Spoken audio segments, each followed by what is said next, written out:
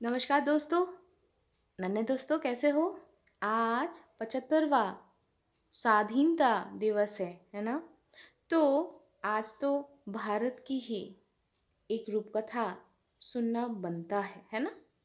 तो आज मैं भारतीय रूपकथा, भारत की रूपकथाएं, इस किताब से आप लोगों के लिए एक रूपकथा की कहानी लाई हूँ। इस किताब की लेखक हैं शौरेंद्र मोहन मुखोपाध्याय और इसको पब्लिश किया है स्पार्स पब्लिशिंग हाउस। इसकी जो तस्वीरें, इसकी जो कवर पेज है वो प्रभात कर्मकार इन्होंने बनाए हैं। और चलो तब शुरू करते हैं। आज की जो कहानी है वो है दैत्यराज और देवकन्या। तो चलो दोस्तों शुरू करें। हिमालय पहाड़ के उस पार एक घना जंगल है। उस जंगल के अंदर दैत्यपुरी है। दैत्यपुरी के राजा है दैत्यराज। दैत्य लोग हैं, आमतौर पे वो लोग अच्छे इंसान नहीं हैं। विशेषकर उनके जो राजाएं हैं वो, उनका जैसे प्रताप वैसे वो बहुत निष्ठुर होते हैं। लेकिन अभी जो दैत्यराज हैं वो बहुत अच्छे हैं। देवताओं के साथ वो बेवजह झगड़ा विवाद नहीं करते हैं और इंसानों को भी वो सताते नहीं हैं। वो अपना काम चुपचाप से अपने राज्य को पालन करते रहते हैं। अच्छे इंसान हैं, अच्छे दैत्य हैं, अच्छे दैत्यराज हैं। एक दिन दैत्यराज को क्या सूत पड़ा, क्या लगा, तो वो सोचे कि अच्छा चलो हिमालय को पार करके पृथ्वी धरती पे आके थोड़ा खोज खबर करके जाएंगे कि धरती के इंसान कैसे हैं, वो लोग अभी कौन क्या कर रहे हैं। तो वो मनुष्य बनकर, मतलब मनुष्य के ये भेष में आ गए और हिमालय पार करके वो सबसे पहले आए भारतवर्ष में, यानी कि हमारे देश में। और इधर उधर वो घूमने लगे तो अचानक से देखिए बहुत सारे लोग, लश्कर, सिपाही, शांति और हाथी घोड़ा लेकर एक राजकुमार आए हैं अरण्य में, मृगया मतलब शिकार पे। तो राजपुत्र जैसे ही सुंदर वैसे ही सुपुरुष थे और वैसे ही वो साहसी था।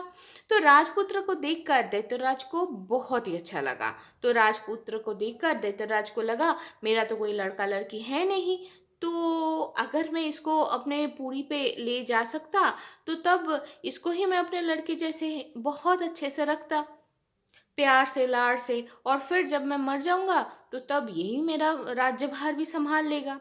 लेकिन अब ये राजपुत्र को ले कैसे जाऊं? तो वो सोचते सोचते एक उपाय स्थिर किए।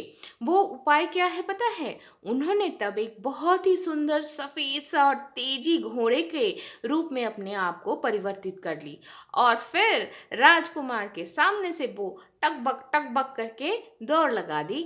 अब राजकुमार ने तो उस सफेद और तेजी और बलशाली घोड़े को देख ली और अच्छा, वो घोड़ा किस तरफ दौड़ रहा था पता है? हिमालय की तरफ। तो घोड़े का जैसे ये तेज और उसका जो दौड़ सब कुछ देख के राजकुमार तो मोह गया, तो वो भी अपने घोड़े पे सवार होकर दौड़ लगा दिया भाई। उसको कोई होश ही नहीं रहा कि उसका लोग, लश्कर, सिपाही, शांति कौन कहाँ पर रह गया। तो ऐसे ही बहुत दूर तक, बहुत देर तक दोनों दौड़ते रहे। वो सफेद घोड़ा यानी कि हमारे जो दैत्यराज है वो दौड़ते दौड़ते हिमालय के पहाड़ी पे चढ़ गया। अब ऐसे ही चढ़ते चढ़ते एक जगह जाके वो घोड़ा रुक गया और हमारे राजकुमार को लगा कि भाई ये घोड़ा शायद थक गया है इसलिए ये रुक गया है। तो वो अपने घोड़े पे ही सवार होके सफेद घोड़े के सामने आ गया। सोचा कि शायद अभी तो ये थक गया है तो अब जाके इसको मैं पकड़ लूंगा। तो ये सोच के वो सफेद घोड़े के ऊपर चढ़ बैठा और जहां तक चढ़ बैठा सफेद घोड़ा यानी कि दैत्यराज एकदम ऐसा दौड़ लगाए कि वो दौड़ कहाँ पर रुका पता है? अपने दैत्य राज्य पे। और जहां तक वो अपने राज्य पे पहुंचे तुरंत वो सफेद घोड़ा दैत्य राज में परिवर्तित हो गया। फिर क्या हुआ?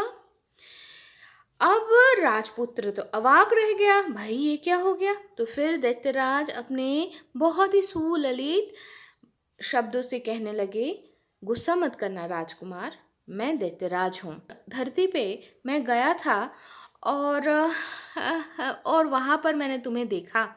मेरा तो कोई अपना कोई लड़का लड़की है नहीं। तुमको देख के मुझे इतना अच्छा लगा कि मैं तुम्हें यहाँ पर लेके आ गया। मैं तुम्हें यहाँ पर अपने ही लड़के जैसे ही रखना चाहता हूँ, अपना लड़का बना के ही रखना चाहता हूँ। मैं तुम्हें छोड़ के जी ही नहीं पाऊँगा शायद। मैं जब मर जाऊँगा ना, तो तुम इस दैत्यपुरी का जो सिंहासन है, तुम वहाँ उसको संभालना। और इतना जान लो कि तुम्हें कभी भी यहाँ पर कोई भी दुख नहीं होगा, कोई भी कष्ट नहीं होगा। राजपुत्र कहे, लेकिन मेरे माँ बाबा, वो तो अभी मेरे अनुपस्थिति से अचानक से मैं गायब हो गया हूँ ना। वो लोग तो शायद मतलब क्या ही सोच रहे हैं, क्या ही कर रहे हैं, शायद अपना सर फोड़ रहे होंगे। तो दैत्यराज बोले, मैं उन लोगों को खबर भेज देता हूँ, तुम अच्छे हो और तुम्हारा कोई अनिष्ट नहीं हुआ है, ये सारे संवाद मैं भेज देता हूँ उनको। राजपुत्र सोचे, ठीक है भाई, मैं तो इतने दिनों से अपने राजमहल में, अपने राज्य में ही था। तो लोग तो विदेश में घूमने भी जाते हैं, तो ये अगर ये दैत्यराज इतना करके बोल रहे हैं और कह रहे हैं कि वो जी नहीं पाएंगे, तो ठीक है भाई, मैं इनके साथ कुछ दिन रह लेता हूँ, फिर अपने घर वो मैं वापस चला जाऊंगा। तो राजपुत्र दैत्यपुरी में खुशहाल दिन बिताने लग गए। और पता है, दैत्य लोग उनके हुक्म भी तामील करने लग गए और अपने राजा के तरह उनको भी सम्मान देने लग गए। तो भाई, ए, इतना भी जान लो, वहाँ से ना देवलोक तक भी पहुँच सकते हो। तो राजपुत्र को तो बहुत अच्छा लगा। दिन बीते, महीने बीते, 6 महीने बीते। एक दिन दैत्य राजकुमार को बोले, राजपुत्र को बोले, मुझे कुछ काम है, तो मैं कुछ काम के लिए बाहर जा रहा हूँ 8 दिन के लिए। इस 8 दिन में तुम ये पूरे राज्य को राजा बन के परिचालन करना, इसका देखभाल करना। पुरी के पीछे एक बगीचा है, उस बगीचा का दरवाजा ताला बंद है, मतलब तुम चाबी से दरवाजा खोल के तुम अंदर जा ही सकते हो अकेले, लेकिन अकेले जाना। बगीचा में तुम अगर चाहो तो पूरा दिन रह सकते हो, लेकिन रात को जरूर, मतलब शाम ढलते ही और बगीचे में नहीं रहोगे। अब राजपुत्र के हाथ में उस बगीचे के चाबी थमाकर दैत्यपुरी त्यागे दैत्यराज अपने काम में चले गए। और जाने से पहले बाकी सारे दैत्यों को बोल गए, मैं जितने दिन भी ना वापस आऊं उतने दिन यही तुम लोगों के राजा हैं, ठीक है? ये जो बोले उनका हुक्म मानना। तो दैत्यराज जहाँ तक गए, राजकुमार भी खुशी खुशी उस चाबी से बगीचे का जो दरवाज़ा है वो खोल के घुस गए। वहाँ पर जाके वो देखे, अरे बाप रे, क्या बगीचा है, कितना सुंदर है। लेकिन आश्चर्य की बात ये है, वहाँ पर खाने लायक फल या फूल नहीं है। सारे मोतियों से, मणियों से, हीरे से, जवाहरात से बना हुआ है सारे फूल और फल। तो वही ऐसे ही देखते देखते वो एक तालाब के सामने पहुंचे। वो तालाब का पानी इतना, उस तालाब का जल इतना शांत, इतना ठंडा और इतना साफ था, जैसे लगे कि भाई वो जल नहीं है, वो चांदी है। और इतना चमकीला था वो पानी। अब उसके जो पहाड़ है वो मोती, माणिक, हीरा जवाहरात से पूरा अच्छे से क्या बोलूं, उसको बनाया गया था। उसको वो सारे नग उसमें डाला गया था। तो राजकुमार उसके ही पहाड़ में, उस तालाब के पहाड़ में बैठ गए और बैठ के सोचने लगे। क्या क्या सोचने लगे, इतने अजूबा एक दृश्य देख के वो तो लोग तो सोचेंगे ही।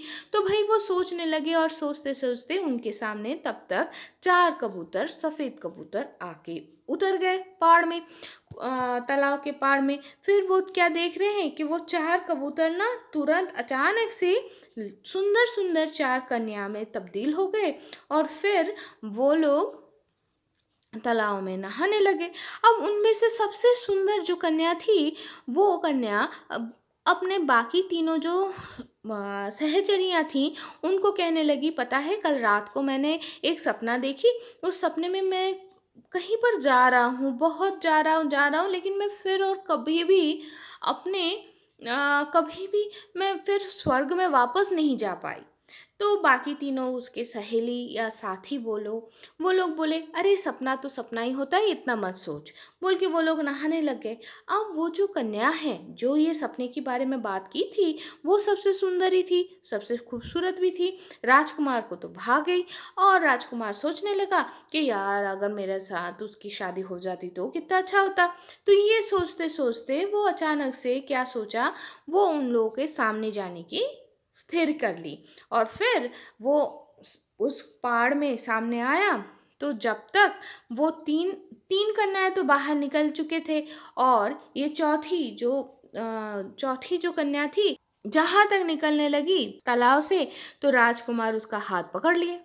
जहां तक पकड़ लिए तो वहां तक बाकी तीन कन्याएं तो फिर से कबूतर पाराबत बन के उड़ गए। लेकिन हमारी ये जो चौथी कन्या है, जिन वो जा नहीं पाई, तो वो कन्या कहने लगी, अरे मैं अब स्वर्ग कैसे वापस जाऊंगा, तुमने मुझे छू लिया, मैं देव कन्या हूँ, और वो जो तीन चले गई वो भी देव कन्या है। तो राजकुमार बोले, मुझे माफ कर देना, अनजाने में आपके साथ ये अन्याय घटित हो गया मेरे कारण से। तो अच्छा, आप तो अभी स्वर्ग वापस नहीं जा सकते हो, तो मैं आपको एक प्रस्ताव दूं, आप क्या मुझसे शादी करना चाहोगे? तो देव कन्या कहने लगी, अब तो मैं वापस नहीं जा सकती स्वर्ग, तो ठीक है, मैं तुमसे शादी करने के लिए सम्मति दे रही हूँ। तो फिर राजकुमार और देवकन्या दोनों शादी कर लिए, और फिर दोनों अपने अपने राज्य के बारे में कहने लग गए। देवकन्या स्वर्ग राज्य के बारे में बोले, और हमारे राजकुमार अपने धरती के जो राज्य है उसके बारे में बोले। फिर देखते देखते 8 दिन तो बीत गई। दैत्यराज अपनी जगह पे वापस आ गए। आकर जब वो देवकन्या को देखे, तो दैत्यराज बोले, विवाह हो गया है, ठीक है, तो अब उत्सव होगी। और वो उत्सव ऐसा हुआ, खान पान, नाचा गाना और आतिशबाजी सब कुछ हुई। और उसके बाद फिर से समय बीतते गई। ऐसे बीतते बीतते 2 साल बीत गई। अब देवकन्या कहने लगी, राजकुमार, मुझे ना अपने माँ बाबा की बहुत याद आ रही है, मुझे 5-6 दिन के लिए छोड़ो ना, मैं स्वर्ग घूम के आऊं। तो राजकुमार बोले, तुम अगर वापस नहीं आए तो, तुम्हारे माँ बाबा अगर वापस आने नहीं दे तो देवकन्या बोली, नहीं, मेरे माँ बाबा मुझसे बहुत प्यार करते हैं, मेरे सुख के लिए, शांति के लिए वो लोग मुझे यहाँ पर ज़रूर आने देंगे। तो राजपुत्र बोले, तो तुम स्वर्ग जाओगी कैसे? कन्या बोली, दैत्यराज को बोलो, वो व्यवस्था कर देंगे।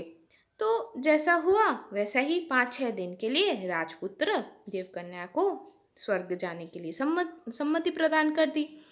तो फिर अब देवकन्या स्वर्ग में चले भी गए, लेकिन मनुष्य के साथ शादी हुई है। ये बात सुन के देवकन्या के जो पिताजी हैं, जो स्वर्गलोक के एक राज्य की राजा भी थे, तो वो कहने लगे, हैं, तूने मनुष्य के साथ विवाह रचा लिया, ये तो मतलब देवलोक में मेरा सर पूरा काट दिया तूने, तो अभी मेरे दोनों आंखों में सबसे ज़्यादा खटक रही है। उसकी माँ बोली, ठीक है, एक काम करते हैं, कोई एक देवता या देवकुमार के साथ फिर से इसका विवाह दे देते हैं, क्योंकि मनुष्य के साथ इसका विवाह ही नहीं है। तो कन्या बोली, नहीं, मैं जिनको शादी किया, जिनसे मैं विवाह रचाई हूँ, मैं उनको ही अपने पति रूप में मानती हूँ, मैं उनके ही पास वापस जाऊंगी। जहाँ तक ये बोली, तो देवराज ने उसको लोहे के कारागार में बंदी बना लिए, और उस कारागार के 100 दरवाजे थे, और हर दरवाजे में तलवार हाथ में लेके, खुले हुए तलवार हाथ में लेके प्रहरिया एकदम निगरानी में 2400 घंटे मौजूद थे, तैनात थे। तो ऐसे ही 6 दिन बीत गए। 6 दिन के बाद 10 दिन बीत गए। देवकन्या तो वापस नहीं आई। राजकुमार को लगा कि भाई कुछ तो गड़बड़ है। तब वो दैत्यराज को सब कुछ बोले। तो दैत्यराज कहने लगे, तो तुम जाओगे कैसे? तुम उन लोगों के साथ क्या कर लोगे, क्या लड़ोगे? वो लोग भी तो तुम्हें बंदी बना के रख लेंगे। तो राजपुत्र बोले, नहीं, आप बंदोबस्त कर दीजिए। तो दैत्यराज बोले, ठीक है, मैं कुछ करता हूँ। बोलकर उन्होंने राजकुमार को एक पगड़ी दी, थोड़ा सा कुछ एक पाउडर जैसा कुछ दी, चूड़ा दी, और अपने सर का कुछ बाल उनको तोड़ के दे दी, और बोले, ये पगड़ी जब तक तुम्हारे सर पे हैं तो कोई तुम्हें देख नहीं पाएगा, अर्थात तुम अदृश्य रहोगे। ये जो चूड़ा है, ये अगर तुम अपने आँखों में मल लोगे तो तुम हर कोई चीज़ को भेद के देख सकते हो, वो चाहे लोहा हो, वो चाहे दीवार हो, वो चाहे मिट्टी हो, वो चाहे सागर हो, मतलब पानी हो, कुछ भी तुम भेद करके देख सकते हो। और ये जो बाल मैंने दे रही हूँ, ये जो बाल, इनको अगर तुम कैसे ना कैसे अगर इनमें आग लगा दोगे तो लाखों दैत्य सैन्य तुम्हारे सामने हाजिर हो जाएंगे। तो जहाँ तक ये बोले तो ये सारे चीज़ें लेकर देवताओं के राज्य के सामने दैत्यराज राजकुमार को छोड़ के आ गए। और हमारे राजकुमार पगड़ी पहन के अदृश्य होकर देवकन्या के जो पिताजी हैं उनकी जो महल है, जो राजमहल है, उसके सामने आके खड़े हो गए। और खड़ा होके वो जो चूड़ा है अपने आंखों में लगाकर वो देखने की कोशिश किए कि भाई राजकुमारी नहीं, उनकी देवकन्या कहाँ है। तो देखते देखते उनको पता चला, रे देवकन्या तो एक लोहे के बहुत बड़े से कारागार में बंदी है। तो फिर वो अदृश्य होके ही धीरे से देवकन्या के पास आए और आके बोले, देवकन्या मैं आया हूँ, देखो तुम मुझे अभी देख नहीं पाओगे, मैं तुम्हें मुक्त करवा रहा हूँ। ये बोलकर राजकुमार देवताओं के उसी कारागार के अंदर ही रहते रहते वो जो बाल थे ना दैत्यराज के, उनमें आग लगा दी और लाखों दैत्य सैन्य आ गए और आकर वो तुरंत उस देवपुरी में वहाँ का जो सिपाही संतरी थे उनके साथ लड़ाई करके उनको हरा दिए। और फिर राजकुमार देवकन्या के पिताजी को बंदी बना लिए। और बंदी बनाने के बाद बोले, आप हमें इंसानों को इतना छोटे नज़र से क्यों देखते हो? आपको लगता है कि आपकी बेटी की शादी मेरे साथ हो गई है तो आपका सर झुक गया है। अभी तो आप मेरे सामने हार गए हो, आपका क्या होगा वो पूरा भाग्य मेरे हाथ में है। मैं अगर चाहूँ तो आपका राज्य पूरा मैं तहस नहस कर सकता हूँ, मैं अगर चाहूँ तो आपको मैं धरती में घसीटते हुए लेके जा सकता हूँ, लेकिन मैं ऐसा कुछ नहीं करूँगा क्योंकि आप देवकन्या के पिता हो और मैं उससे शादी किए हूँ। तो इसलिए मैं आपको अपना राज्य वापस करता हूँ, लेकिन इतना जानिए मैं आपकी कन्या को अपने साथ लेके जा रहा हूँ। ये बोलकर देवकन्या को लेकर राजकुमार वापस आ गए दैत्यलोक में और वापस आके वहाँ पर अच्छे से रहने लग गए। फिर एक समय आया जब दैत्यराज भी नहीं रहे। तब क्या हुआ, 6 महीने दैत्यराज के राज्य को और 6 महीने मनुष्य लोक में अपने राज्य को राजकुमार और देवकन्या खुशी खुशी बहुत सुंदरता से देखभाल करते रहे, प्रजापालन करते रहे। और हाँ, एक बात ज़रूर बोलूँ, राजकुमार के जो मनुष्य माता पिता हैं वो भी बहुत खुश थे अपने बहू को पाकर। तो बच्चों, आज की कहानी तो यहाँ पर ही ख़त्म होती है। आज की कहानी से क्या सीख मिला पता है? यही सीख मिला, कभी भी किसी को छोटा मत समझना, ठीक है? और अगर आपके पास कोई अगर क्षमता आई है तो जिस कार्य के लिए आपको दिया गया है सिर्फ उतने में ही उसको इस्तेमाल करो, अन्यथा मत करना। मतलब जैसे देखो, राजकुमार को क्या चाहिए था, अपने पत्नी को उद्धार करना था। तो दैत्यराज का जितना सहायता मिला उसने उसमें सिर्फ और सिर्फ वही काम को निपटाया है, उसका कोई गलत फ़ायदा नहीं उठाया, है ना? तो ये हमेशा ख्याल रखना, ठीक है बच्चों? तो अच्छे से रहना, खुश रहना, फुदकते रहना। टाटा।